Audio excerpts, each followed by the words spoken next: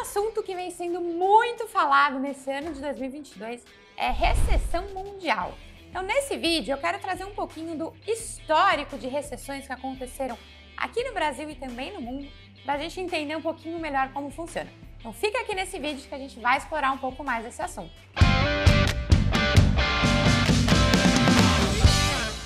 E se você ainda não é inscrito no nosso canal, não deixe de se inscrever, ativar o sininho de notificação e, claro, deixar sua curtida aqui no nosso vídeo. Antes de mais nada, vamos entender o que é uma recessão? A recessão acontece quando a economia de um país não está crescendo e, pior ainda, ela está em contração, como se ela estivesse diminuindo.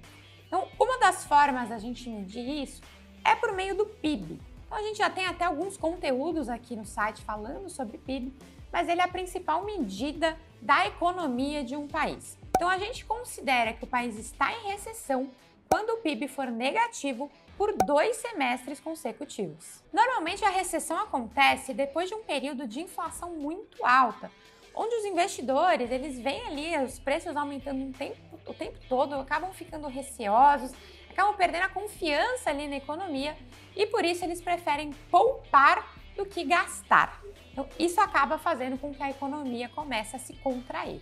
Um outro ponto é que uma inflação muito alta acaba forçando o Banco Central a subir a taxa de juros. Quando ele sobe a taxa de juros, o crédito fica mais caro, o acesso ao dinheiro fica mais caro. Com isso, tanto as pessoas quanto as empresas, elas vão expandir menos, elas vão investir menos na economia. A gente vai ter menos empregos, menos pessoas tendo renda, menos pessoas trabalhando, consumindo, enfim. Isso acaba gerando ali uma desaceleração da economia, porque as pessoas têm menos dinheiro para gastar. Então, a taxa de juros alta ela ajuda a conter a inflação, mas ela acaba impactando negativamente as empresas. As empresas acabam sendo muito prejudicadas por isso. Se as empresas estão prejudicadas, a economia está rodando menos, o que leva a um risco de recessão, que é justamente o que a gente está vivendo agora. Mas antes de falar do cenário atual, vamos ver um pouquinho do passado, né, de como foram aí algumas recessões que a gente já viu. Falando de Brasil, o Brasil é um país em desenvolvimento, tá? Então, naturalmente, é um país mais arriscado do que Estados Unidos, Japão, que são países já desenvolvidos. Então, é natural que países que estão em desenvolvimento tenham mais recessões e mais períodos turbulentos do que países que já são desenvolvidos. Por isso, acaba sendo mais arriscado investir nesses países. Só para você ter uma ideia, tem um estudo que mostra que os brasileiros que têm mais de 50 anos passaram pelo menos 1/3 da vida deles em período de recessão. Então assim, gente, não é fácil brasileiro. A última recessão que a gente passou foi ali entre 2014 e 2016. Nesse período a gente teve uma queda no PIB de 8,6%. Então assim, uma queda bem relevante. Isso se deu muito pela queda no ciclo das commodities. O Brasil ele é um grande exportador de commodity, é algo que é muito importante na nossa economia e que impacta muito o PIB. Se a gente tem uma queda nas exportações, isso acaba influenciando muito no PIB. Então foi algo que realmente pesou bastante na nossa economia. O que piorou mais ainda a nossa situação foi que o governo tentou intervir nos preços para dar-lhe uma segurada nessa recessão. Só que os investidores veem isso com muitos maus olhos, acabam ficando mais receosos ainda de investir aqui, porque veem que o risco fiscal do país acaba aumentando. Então, a gente ainda teve esse outro ponto que não facilitou a entrada de investimento aqui no país. E para piorar ainda mais, a gente teve diversas questões políticas que aconteceram nesse período. Então, ali em 2014, a gente teve a eleição extremamente polarizada entre o Aécio e a Dilma. Em 2016, a gente teve o impeachment da Dilma. Nesse período, a gente teve a Operação Lava Jato, que estava com tudo.